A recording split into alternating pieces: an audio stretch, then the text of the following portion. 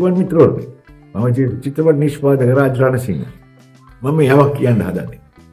දැන් ආందోලනාත්මක කතාවක් කරනවා චිත්‍රපට ශාස්ත්‍රයේ මේ 10 වෙනිදාට සිල්වර් ස්ක්‍රීන් පැදුරු සාජයක් කියලා.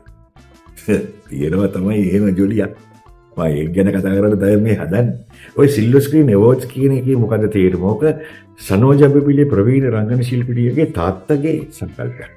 දැන් අවුරුදු ගානක් තිස්සේ අපි මේ නළු නිලියන්ට කාර්මික ශිල්පීන්ට මේ ශාස්ත්‍රීය සිනමා ශාස්ත්‍රීය හැමෝටම අපි සම්මාන දෙනවා.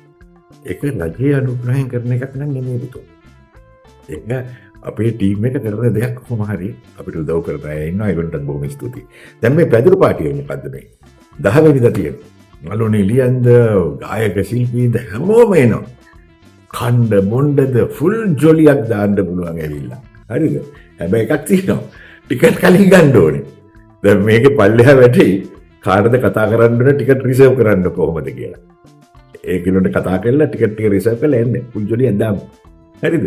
ඒ නිසා අපි මේකට උදව් කරන්න ඕනේ. මොකද සිල්වර් ස්ක්‍රීන් එකේ පැරණි නළු නිලි වරේ මේ හැමෝම ජීවත් වෙලා ඉන්නේ. අපිට කොච්චර සන්තෝෂ කරලා තියෙනවද නේද? ඒ වගේ කීප දෙනෙකුට අපි වොන්ස් දීලා තියෙනවා. ඒ වගේම මේ අවුරුද්දෙත් මේ මාසෙ විතර එකක් කරනවා. ඒ නිසා දෙන්න සපෝට් එකක්.